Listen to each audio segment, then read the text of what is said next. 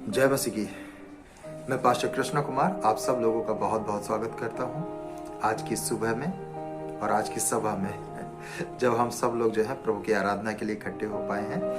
परमेश्वर का धन्यवाद देते हैं कि हम लगातार जो है प्रभु के वचन का अध्ययन कर पा रहे हैं, प्रभु के साथ चल रहे हैं। मैं निरंतर आप सब लोगों के लिए परमेश्वर का धन्यवाद करता हूँ कि आप सब निरंतर प्रभु में बढ़ते जा रहे हैं और प्रार्थना करता हूँ कि आपका विश्वास प्रभु में और बढ़ता जाए।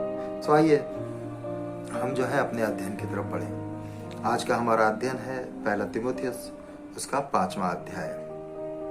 हम सब लोगों ने पहले तीमुथियुस की पत्री के ऊपर अध्ययन किया और आज हम 5वें अध्याय पे आ गए हैं। तो एक बार हम पहले पूरा इसको रिपीट करेंगे और फिर उसके बाद हम अध्ययन की तरफ बढ़ेंगे। लेकिन जब हम ये शुरुआत करते हैं तो हम सबसे पहले परमेश्वर को आदर दें, उससे प्रार्थना करें ताकि वह हम सब लोगों को जो है समझ दे, ताकि आज का खंड हम अच्छे से समझ सकें और पवित्र आत्मा हम सबको अच्छे से सिखाए भी। आइए सो मेरे साथ प्रार्थना कीजिए। सर्वशक्तिमान पिता परमेश्वर, हम आपको धन्यवाद देते हैं। पिता प्रभु, आज अपने वचन के द्वारा हमसे बातचीत करिए। बोलने वाला मैं नहीं वरन आप स्वयं होइए और हर एक सुनने वाले हृदय के ऊपर में प्रभु जी आपकी आशीष हो और आपके शब्द वहां तक पहुंचे। आपको महिमा मिले, आपको आदर, आपको सम्मान मिले। धन्यवाद के साथ ही प्रार्थना यीशु मसीह के नाम में करते हैं, आमीन। तो हम लोग निकाल लेते हैं पहला तीमुथियुस उसका 5 अध्याय। और मैं विश्वास करता हूँ कि आप सभी लोग बाइबल लेके बैठे हैं और अध्ययन कर रहे हैं, आपने निकाल भी लिया है।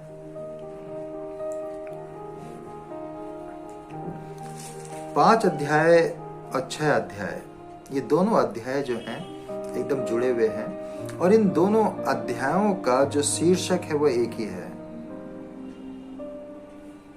लेकिन जब हम इन 5 और 6 अध्यायों के आगे बढ़ रहे हैं और इसके बाद ये पत्री समाप्त हो जाएगी, एक बार हम शुरुआत से जो है रिवीजन कर लेते हैं, दोबारा से दोहरा लेते हैं ताकि पूरी पत्री हमें बड़ी आसानी से समझ में आ जाए।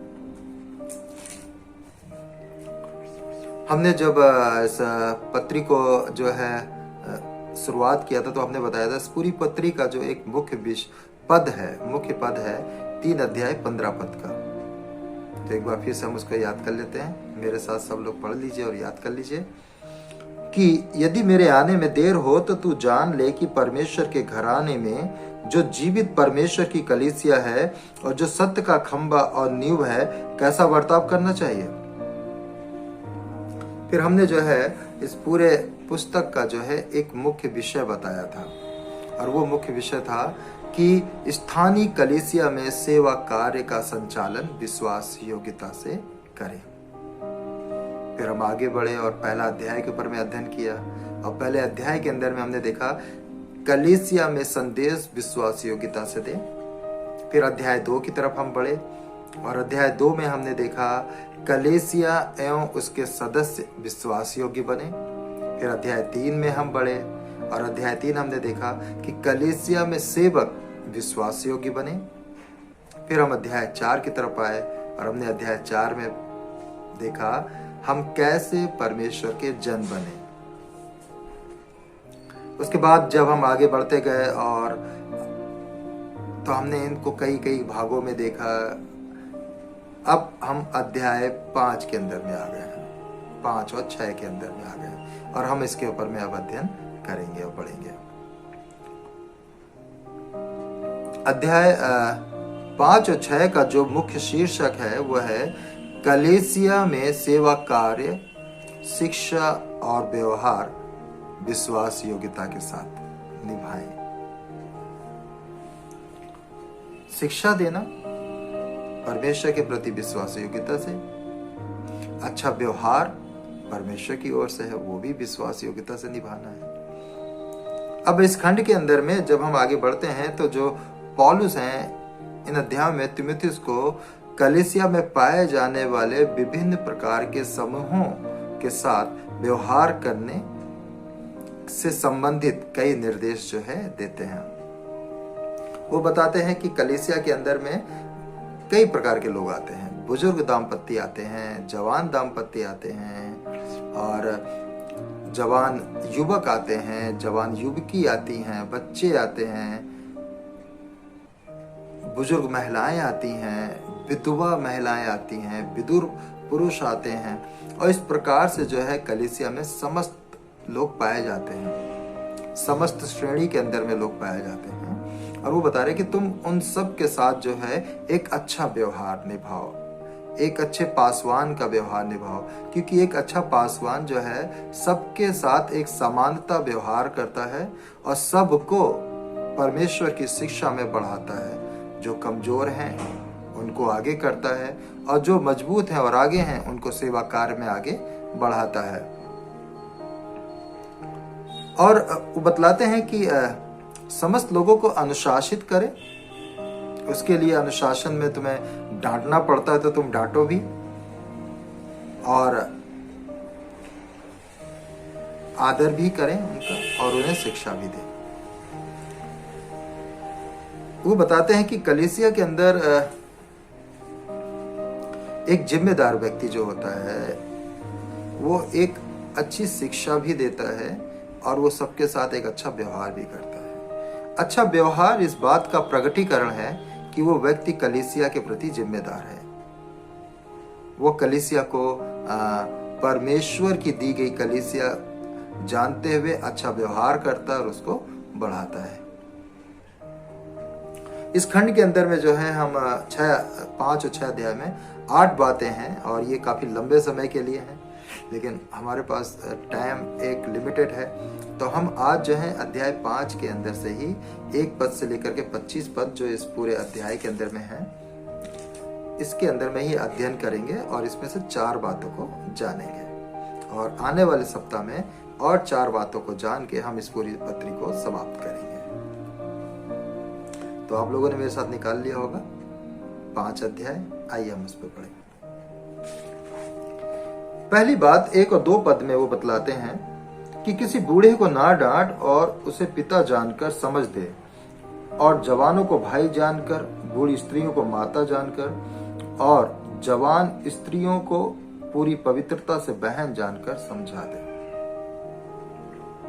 वो बता रहे हैं कि वृद्ध सदस्यों के प्रति और कलीसिया के प्रति अच्छा व्यवहार को प्रदर्शित कर। और ये बात सत्य है कि तीमुथियुस जो है एक जवान था और वो कम उम्र का था, जवान था। ये हो सकता था, संभव था कि वो जवानों के बुजुर्गों के प्रति में जो है उनकी देखभाल करने के प्रति में जो है लापरवाही कर बैठे, लेकिन इससे पहले कि वो करे संत पौलुस जो है उसको निर्देश देते हैं कि तुम सावधान हो जाओ। और जितने भी कलीसिया को चला रहे हैं जवान लोग, उन सब के लिए है, जवान पासवानों के लिए ये संदेश है कि तुम जो है सावधान हो जाओ अपनी कलीसिया को मजबूत करने के लिए, अच्छा व्यवहार दिखाने के लिए। वो बताते हैं कि किसी बुजुर्ग को ना डांट। किसी बुजुर्ग को कठोरता से नहीं डांटना है, बल्कि इसके विपरीत जैसे एक पासवान अपने माता पिता की सेवा करता है, उसी प्रकार उस बुजुर्ग की देखभाल करनी है और समझाना है। फिर वो बताते हैं जो युवक हैं, जवान युवक हैं और जो जवान बहनें हैं, जब वो चर्च में आते हैं तो उनको भी जैसे तुम अपने भाई बहनों को समझाते हो अपने घर के अंदर में, जैसे तुम अपने भाई बहनों को शिक्षा देते हो, उनका पक्ष रखते हो, उसी प्रकार उनका भी पक्ष रखो, उन्हें भी सिखाओ और उनके प्रति भी अच्छा व्यवहार करो। उसी के साथ साथ वो बुजुर्ग स्त्रियों को माता जानकर बतलाते हैं और बुजुर्गों के साथ, जवान भाइयों के साथ, और वो बतला रहे हैं कि जो जवान स्त्रियां हैं, नवयुवकी हैं, उनके साथ तो बिल्कुल शुद्ध व्यवहार को करो, एकदम शुद्ध। कैसा व्यवहार? जैसा व्यवहार आप अपनी बहन के साथ करते हो, जैसा व्यवहार आप अपनी बेटी के साथ रखते हो, वैसा व्यवहार उनके साथ करो, ये जानते हुए।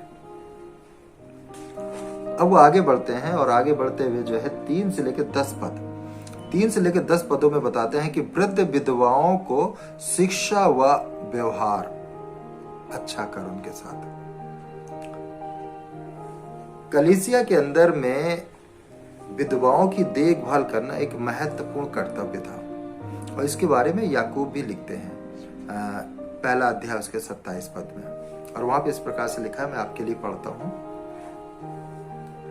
हमारे परमेश्वर और पिता के निकट शुद्ध और निर्मल भक्ति यह है कि अनाथ और विधवाओं के कलेश में उसकी सुधि लें और अपने आप को संसार से निष्कलंक रखें। ये पद बताता है कि हमारे परमेश्वर और पिता के लिए शुद्ध और निर्मल भक्ति यह है कि अनाथों और विधवाओं के कलेश में उनकी सुधि लें, उनकी सुधि लेना, उनको स्मरण करना। और यही बात यहाँ पर तीमुथियुस को वो बतला रहे हैं। कई विधवाएं थीं कलीसिया में जो उस समय के अंदर में आ रही थीं, बोले कि उनके पास मदद करने के लिए कोई सुविधा नहीं है, और अगर कलीसिया में इस प्रकार की कोई भी महिलाएं आती हैं या उसकी सदस्य हैं तो उनकी भलाई की जिम्मेदारी लेना ये कलीसिया का कर्तव्य है और उनको उपयुक्त स्थान देना चाहिए। कलीसिया को उनकी अच्छी देखभाल करनी चाहिए जो सचमुच में जरूरतमंद स्त्रियां हैं, बुजुर्ग हैं। पुराने नियम में भी जो है इसके बारे में बताया गया है कि कलीसिया में विधवाओं की और अनाथों की सुधि ले, क्योंकि ये परमेश्वर को भाता है। कलीसिया को इनके पर कार्य करना है। और मैं कुछ पदों को पढ़ूंगा आपके सामने ताकि आप उसको समझ सकें। व्यवस्था विवरण उसका 10 अध्याय 18वां वचन। व्यवस्था विवरण उसका 10 अध्याय 18वां वचन। वो अनाथों और विधवाओं का न्याय चुकाता और परदेशियों से ऐसा प्रेम प्रकट करता है कि उन्हें भोजन वस्त्र देता है। उसी के साथ यशाया 1 अध्याय 17वां पद वहां लिखा है, भलाई करना सीखो, यत्न से न्याय करो, उपद्रवी को सुधारो, अनाथ का न्याय चुकाओ और विधवा का मुकदमा लड़ो। मलाकी 3 अध्याय 5 पद में लिखते हैं कि तब मैं न्याय करने को तुम्हारे निकट आऊंगा और टोन्हे और बहविचारियों और झूठी क्रिया खाने वालों के विरुद्ध, और जो मजदूर की मजदूरी दबाते हैं और विधवा और अनाथों पर अंधेर करते हैं और परदेशियों का न्याय बिगाड़ते हैं और मेरा भय नहीं मानते, उन सबों के विरुद्ध मैं तुरंत साक्षी दूंगा। सेनाओं के यहोवा का यही वचन है। ये बात आज से नहीं है बल्कि प्राचीन काल से है, ऐतिहासिक है कि कलीसिया परमेश्वर के लोग अनाथ और विधवाओं का आदर करें, उन्हें सम्मान दें और उनको हक दें, और परमेश्वर इस कार्य से प्रसन्न होते हैं। और तब एक बड़ी लिस्ट जो है यहाँ पर उन्होंने दी है। वो बताते हैं 3 पद से कि उन विधवाओं का जो सचमुच विधवा हैं आदर कर। यदि किसी के नाती पोते हैं या उनके बच्चे हैं, उम्रदार हैं, जो सचमुच में विधवा हैं, जिनका कोई नहीं है, जो परमेश्वर पर आशा रखती हैं, दिन रात प्रार्थना में लवलीन रहती हैं, जो 60 वर्ष से कम की ना हो और जो एक ही पति की पत्नी रही हों, जो भले काम में सुनामी रही हों, जो बच्चों का पालन पोषण अच्छे से करती हों, अतिथियों की सेवा की हो, दुखियों की सहायता की हो और हर एक भले कार्य में मन लगाया हो। ये 3 से लेकर के जो है पूरे 10 तक जो है उनके जो है सारे गुणों के बारे में एक सूची बना करके देते हैं वो, कि ऐसी विधवा महिलाओं की किस प्रकार से जरूरत में उनके साथ खड़े होना है। ये बताते हैं कि ये मसीह जीवन का कर्तव्य है और उनकी मदद परमेश्वर के द्वारा है, क्योंकि उन्होंने अपनी आशा परमेश्वर पर लगाई है, इसलिए कलीसिया उनकी मदद करे। कलीसिया उन स्त्रियों की सहायता कर रही है, उन महिलाओं की मदद कर रही है जिन्होंने परमेश्वर से प्रार्थना करने में अपने आप को लवलीन किया है। उनके गुणों को बताया हुआ है। अब ये गुण जो है इस प्रकार से अगर आप देखे जाए तो ये सम्मानीय है, क्योंकि वो एक ही पति की पत्नी है, वो उसी के साथ रही हैं। अब पति नहीं रहा तो वो विधवा हैं, अपने बच्चों को देख रही हैं, नाती पोतों को देख रही हैं, उनकी ज़रूरतें हैं, उनकी आवश्यकताएं हैं, और उन्होंने जो है अपनी हर एक बात में सिर्फ और सिर्फ परमेश्वर के ऊपर में अपनी आशा लगा रखी है, सिर्फ वो उसी से लगातार प्रार्थना कर रही हैं, लवलीन है। तो वो बोल रहे कि ऐसे लोगों को तू जो है सिखा और अच्छा व्यवहार कर और उनको आगे कर। ऐसी महिलाओं को तू आगे सेवकाई में भी बढ़ा, क्योंकि वो सुनामी है, उनका नाम अच्छा है, तू आगे कर। बताते हैं कि ऐसे लोगों का आदर करना अनिवार्य है, कलीसिया के अंदर में स्थान दें। वो बताते हैं उनको सम्मान दें, आदर दें, उनको हक दें, और जैसे तू अपने माता पिता का आदर करता है वैसे ही तू उनका भी आदर और सत्कार कर। एक विचार यहां पे मिलता है कि जो कोई मसीह व्यक्ति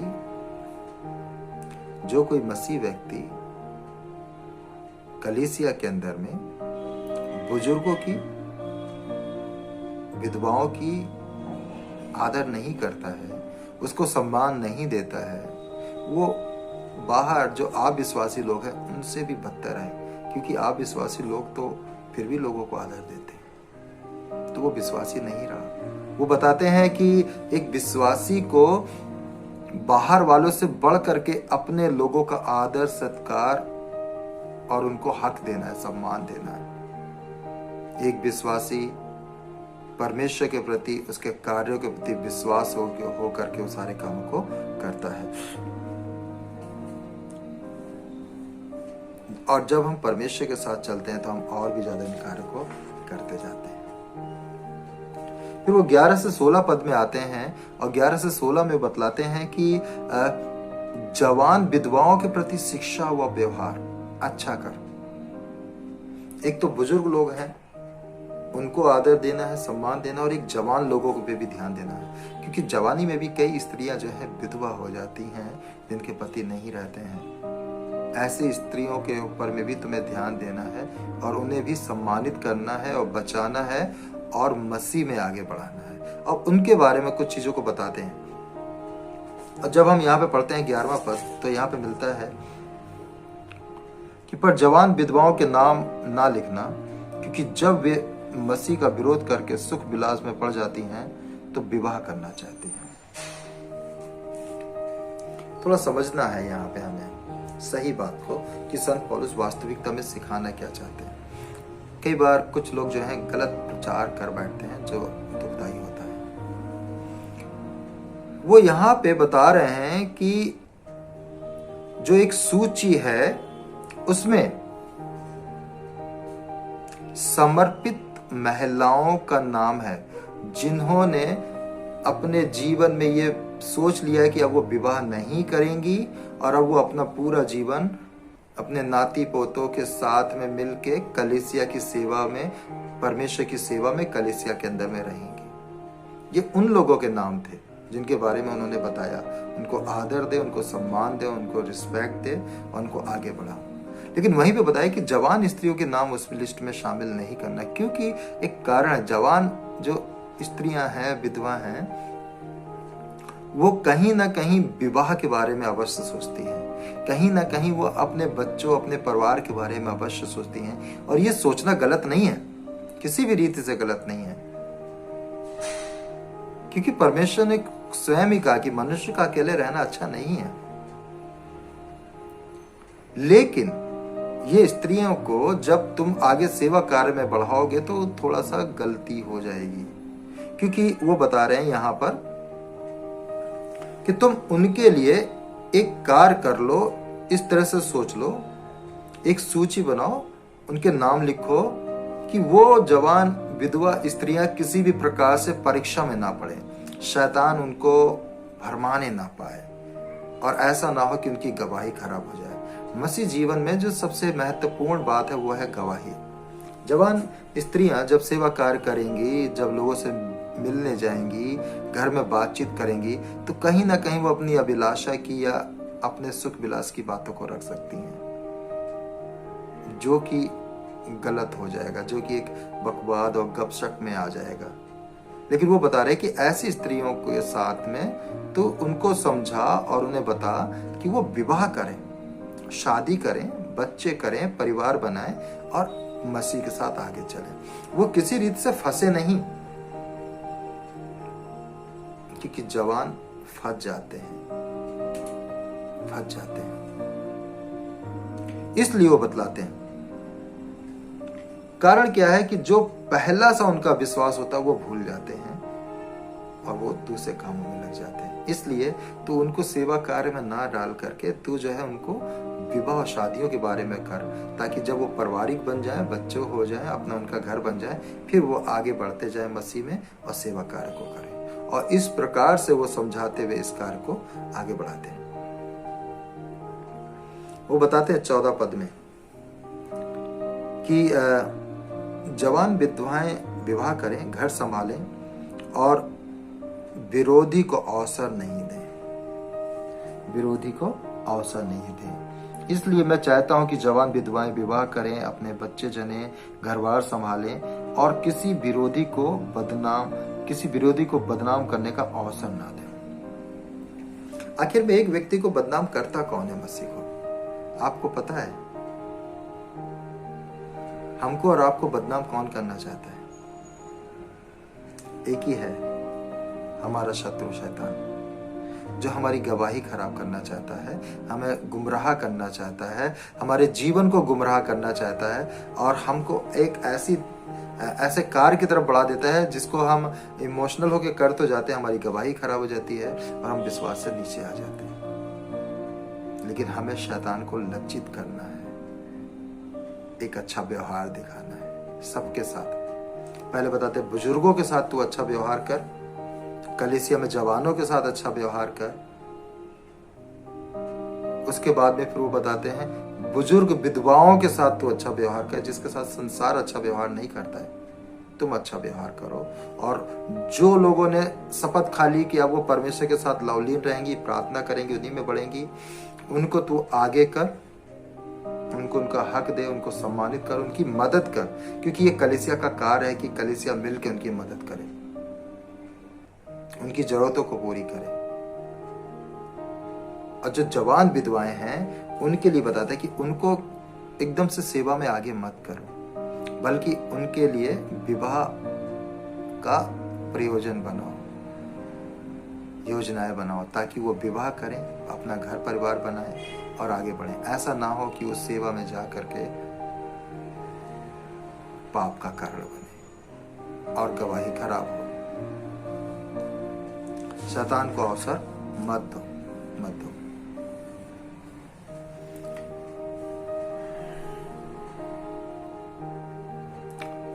जैसे कि मैंने बताया कि कलीसिया जो है एक घर है, एक परिवार है, और संत पौलुस बता रहे हैं कि तुम कलीसिया को एक परिवार की तरह बंदोबस्त करो, एक घर की तरह देखो। और एक पासवान को इसी तरीके से अपनी कलीसिया को देखना चाहिए, घर की तरह। जैसे वो अपने भाई बहनों के साथ व्यवहार कर रहा है, जैसे वो अपने माता पिता के साथ व्यवहार कर रहा है। जैसे कि मान लें कि उनकी बहन जो जवानी में विधवा हो गई है, अब उसको कैसे उसका घर बसाना है, कैसे उसको आगे बढ़ाना है कि वो पाप में ना पड़े, इस तरह से वो उसके साथ व्यवहार करे। किसी भी रीत से परिवार की गवाही खराब ना हो। और ये पारिवारिक सदस्यों को भी सोचना है कि हम मसीह में जो चल रहे हैं, हमारी गवाही खराब ना हो, बल्कि हम उन कामों को करें जो मसीह को सम्मानित करे और मसीह को महिमा दे। और इसलिए कह रहे हैं कि तू विश्वासियों के बन। अब जब आगे बढ़ते हैं तब हम देखते हैं, वो बतलाते हैं 17 से लेकर 25 में कि कलीसिया के पद अधिकारियों के प्रति भी जो है तुम चिंता करो, उनके प्रति भी विश्वासियों के बनो। कलीसिया के पद अधिकारी का मतलब है वो लोग जो कलीसिया के अंदर में विविध प्रकार के कार्य करते हैं, चर्च में अपनी सेवा देते हैं, अपना योगदान देते हैं। तो उनके प्रति में जो है बता रहे हैं कि अच्छा प्रबंध करो, क्योंकि ये जो लोग हैं कैसे हैं, ये अच्छा प्रबंध करते हैं, विशेष करके जो वचन सुनाने और सिखाने में परिश्रम करते हैं, वो 2 गुने आदर के योग्य समझे जाएं। प्रबंध करते हैं, यानी कि जब आप कलीसिया में आते हैं तो आप देखते हैं कि बहुत सारे लोग हैं जो जब आते तो आपको सब चीज़ें एकदम सजी सजाई मिलती हैं, यानी कि कोई है जो आपसे पहले आके पूरे चर्च को साफ करके, दरियों को धो के, बिछा करके गया हुआ है। आपके लिए सब कुछ उसने साफ किया हुआ है, और अब आप आए हैं तो आपने देखा, अरे वाह चर्च बड़ा सुंदर लग रहा है, और आप बड़ी आसानी से आके बैठ गए। हो सकता है पिछले सप्ताह आप जब आए थे तो आपके बच्चे ने वहां पे बैठ के चिप्स खाए थे और वो चिप्स गिरा दिए थे, गंदा कर दिया था। आपने भी हो सकता है कि कुछ ऐसी चीजें आपके हाथ में लग गई जो आप बैठे बैठे जो है आपने दरी में पोंछ दी। लेकिन अब जब दूसरे सप्ताह में आए हैं तो आप देखते हैं चर्च एकदम साफ है, सब चीजें साफ है, कोई गंदगी नहीं है। वो चिप्स वहाँ पे नहीं पड़े हैं, और जो आपके हाथ में कुछ लग गया था, आपने जो पोंछा वो भी वहाँ पे नहीं है। इसका मतलब कोई है जो वहाँ पे साफ सफाई कर रहा है, ध्यान दे रहा है, उसने समर्पित किया है। कुछ लोग हैं जो जगह जगह जाके वचन सुना रहे हैं, लोगों से मिल रहे हैं, बात कर रहे हैं, आपके लिए प्रार्थना कर रहे हैं, आपसे पूछ रहे हैं, आपसे मिलने आ रहे हैं। सब लोग कार्य कर रहे हैं, और जब ये लोग कार्य कर रहे हैं तो इनको कैसे समझना चाहिए? दुगने आदर के योग्य। अगर कोई आप चर्च में देखें और चर्च में कोई पोछा लगा रहा है या दरिया बिछा रहा है तो आप उसको छोटा नहीं समझें, आप उसको सम्मानित समझें, क्योंकि वो आदर के योग्य है, क्योंकि वो कार्य कर रहा है। अगर कोई बाहर, आप जब सब्जी लेने जा रहे हैं तो आप देखते हैं कि चौराहे पे चर्च का एक व्यक्ति खड़ा हुआ ट्रैक्ट्स बांट रहा है और वो लोगों को प्रभु यीशु मसीह के बारे में बता रहा है, तो आप उसको छोटा नहीं समझें, उसको 2 गुना आदर के योग्य समझें, क्योंकि आप तो जॉब पे जा रहे हैं लेकिन वो उस चौराहे पे खड़े होकर प्रभु के वचन को बांट रहा है, जो कि बहुत महत्वपूर्ण है। आदर के योग्य समझें। अब वो बताते हैं कि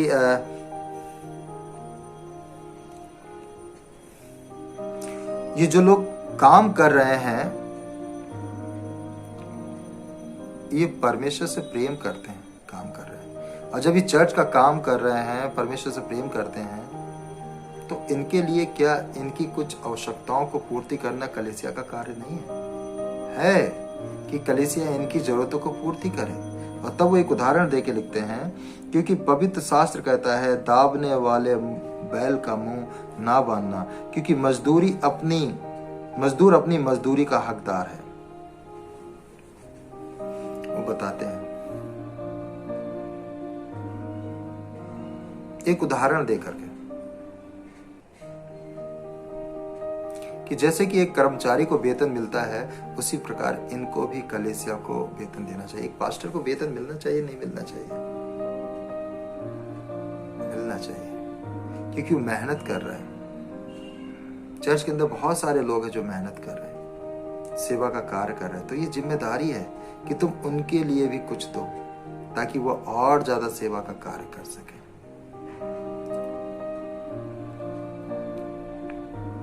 वो बताते हैं कि एक बैल जो है, जिसको हम चारा देते हैं, वो नाशवान भोजन के लिए मेहनत करता है, जिसको हम रोज खाते हैं, रोज खत्म हो जाता है, तो हम उसको खाना देते हैं। तो जो एक पास्टर जीवन की ऐसी रोटी खिलाता है जो कभी नाश नहीं होगी, क्या उसके लिए हमें उसको पैसे नहीं देने चाहिए? उसको नहीं करना चाहिए?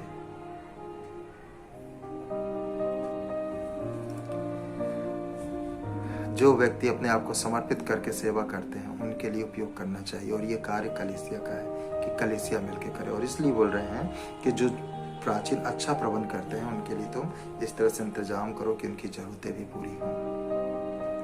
दूसरी बात वो बतलाते हैं कि प्राचीनों को अनुशासित भी करो, जो चर्च में काम करते हैं। उसमें एक बात बताई जा रही है अनुशासन में कि कोई दोष किसी प्राचीन पर लगाया जाए तो बिना 2 या 3 गवाहों को उसको ना सुने, पाप करने वालों को सबके सामने समझा दें ताकि और लोग भी डरें। बता रहे कि कलीसिया का अनुशासन जो है बना रहना चाहिए, हमेशा जुड़ा रहना चाहिए, वो खत्म नहीं होना चाहिए। कलीसिया 2 गलतियों के कारण जो है हमेशा टूटती है। मैंने लिखा हुआ है वो एक तो ये कि जब कलीसिया में बिल्कुल अनुशासन नहीं होगा तब कलीसिया टूटेगी, या फिर दूसरा जब वो पाप और अनाज्ञाकारिता के अंदर में बढ़ती है तब वो दुर्बल हो जाती है, तब वो टूट जाती है। और जब ऐसा होता है तब कलीसिया के धार्मिक लोग पुलिस वालों की तरह बैठ जाते हैं और फिर वो छानबीन करते हैं, इधर उधर करते हैं, और इससे कोई लाभ नहीं होता है। यहाँ पे वो बोल रहे हैं कि तुम अनुशासित करो और तुम उन्हें बताओ। अगर कोई तुम्हारे लिए दोष लगाता है तो दोष लगाना एक बड़ा मनोरंजन का काम है और बड़ा मजा आता है लोगों को, लेकिन जब कोई दोष लगाता है तो 2 या 3 गवाहों को लेकर के आए, और जब वो 2 या 3 गवाह जो हैं स्पष्टता से बता दें और वो व्यक्ति दोषी साबित हो जाए तो उसको उन्हीं के बीच में डांट, ताकि दूसरे लोग जो हैं गलतियां ना करें,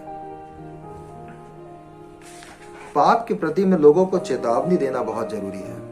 पाप के प्रति में लोगों को बताना बहुत जरूरी है। जब तक लोगों को पता नहीं चलेगा तो मानेंगे नहीं।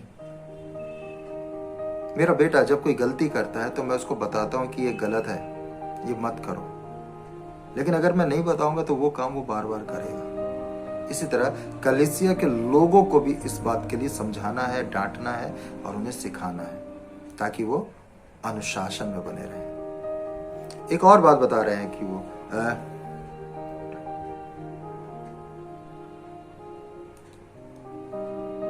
21 से लेकर 22 में कि परमेश्वर और मसीह यीशु और चुने हुए स्वर्गदूतों को उपस्थित जानकर मैं तुझे चेतावनी देता हूं कि तू मन खोलकर उन बातों को माना कर और कोई काम पक्षपात से ना कर। यानी कि बता रहे कि पक्षपात नहीं होना चाहिए, तुम्हारे व्यवहार में पक्षपात नहीं होना चाहिए, सबके लिए एक समान होना चाहिए। जिस प्रकार तुम अपने घर के अंदर में पक्षपात नहीं करते हो, सबके लिए एक बराबर प्रेम रखते हो, वही प्रेम जो है तुम्हारा सबके लिए होना चाहिए। क्योंकि यीशु मसीह ने पक्षपात नहीं किया, क्योंकि यीशु मसीह ने जो है सबके लिए, पूरे जगत के लिए क्रूस के ऊपर में चढ़ के उन्होंने अपने प्राणों को दे दिया, उन्होंने अपने लहू को बहाया है सबके लिए।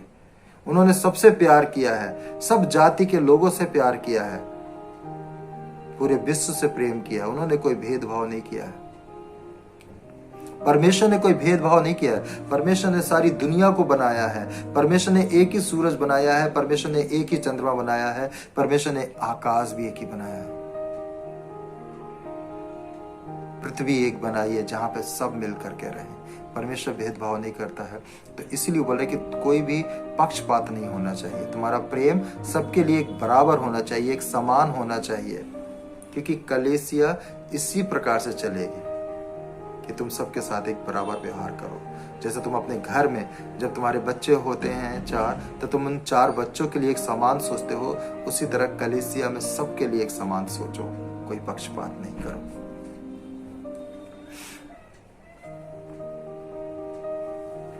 और वो बताते हैं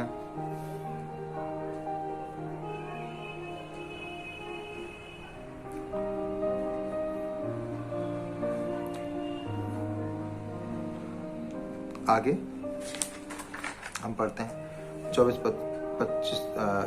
और 25 में, कुछ मनुष्यों के पाप प्रकट हो जाते हैं और न्याय के लिए पहले से पहुंच जाते हैं, पर कुछ के पीछे से आते हैं। वैसे ही कुछ भले काम भी प्रकट होते हैं, जो ऐसे नहीं होते वे भी छिपे रह सकते हैं। वो यहाँ पे बता रहे हैं कि कलीसिया के अंदर में तुमको बड़ा सावधान होना है। धोखा बहुत आते हैं, धोखे बहुत मिलेंगे। हो सकता है कि तुम जिसको शुरुआत में समझते हो, जो शुरुआत में बहुत अच्छा है, कुछ लोग होते हैं जो शुरुआत में बड़े अच्छी और पवित्रता को दिखाते हैं, लेकिन बाद में जो है वो अंदर से नहीं होते हैं, और बाद में उनके अंदर के पाप नजर आ जाते हैं, जो कि धोखा मिल जाता है। लेकिन कुछ लोग ऐसे होते हैं जो शुरुआत में ईश्वर के साथ सही नहीं चलते हैं, लेकिन धीरे धीरे धीरे धीरे वो अंदरूनी रूप से जो है सही हो जाते हैं और परमेश्वर के कामों को करने लगते हैं और वो बढ़ते जाते हैं। तुम्हें ध्यान देना है कि कैसे लोगों को आगे बढ़ाना है, कलीसिया के अंदर में आगे की नियुक्ति करनी है। दूसरा, कुछ लोग ऐसे होते हैं जो प्रार्थना में लगे रहते हैं, सेवा कार्य में लगे रहते हैं, भलाई में लगे रहते हैं, लेकिन उस कभी सामने ही नहीं आते, दिखते ही नहीं है। वो पवित्र संत लोग जो परमेश्वर के ऊपर में आस लगा करके कार्य करते हैं, उनके प्रति में भी तुम सचेत रहो जो परमेश्वर से आशीष पाने के लिए है। और एक पासवान की जो सेवा है वो विश्वास योग्य की सेवा है, क्योंकि जब वो बोलता है कि मैं विश्वासी हूं तो बताता है कि परमेश्वर में विश्वास योग्य हूं, और परमेश्वर ने जो लोग दिए हैं अब उन लोगों के प्रति उसकी जिम्मेदारी है, और उस जिम्मेदारी को तू अच्छे व्यवहार के साथ पूरा कर। जब एक पिता अपने घर के अंदर में एक अच्छा व्यवहार बच्चों के सामने रखता है तो वो आदर्श बन जाता है। उसी प्रकार एक पासवान जब अपने चर्च के अंदर में अपने लोगों के आगे एक अच्छा व्यवहार करता है और अपनी जिम्मेदारी को निभाता है तो एक अच्छा फादर बन जाता है, एक अच्छा पिता बन जाता है। तो उसी तरीके से कार्य कर, बुजुर्गों को आदर कर, उनके साथ कठोरता से व्यवहार मत कर। जवानों के साथ, जवान स्त्रियों के साथ तू एक अच्छा व्यवहार कर, पवित्रता का व्यवहार कर, जैसे तू अपने भाई बहनों के साथ करता है वैसा कर। जो बुजुर्ग विधवाएं हैं उनके साथ तू अच्छा व्यवहार कर, जैसे तू अपने माता पिता को आदर देता आया है उनको आदर दे और उनकी जरूरतों में उनके साथ खड़ा हो, उनके साथ भलाई कर, उनकी जरूरतों को पूरा कर।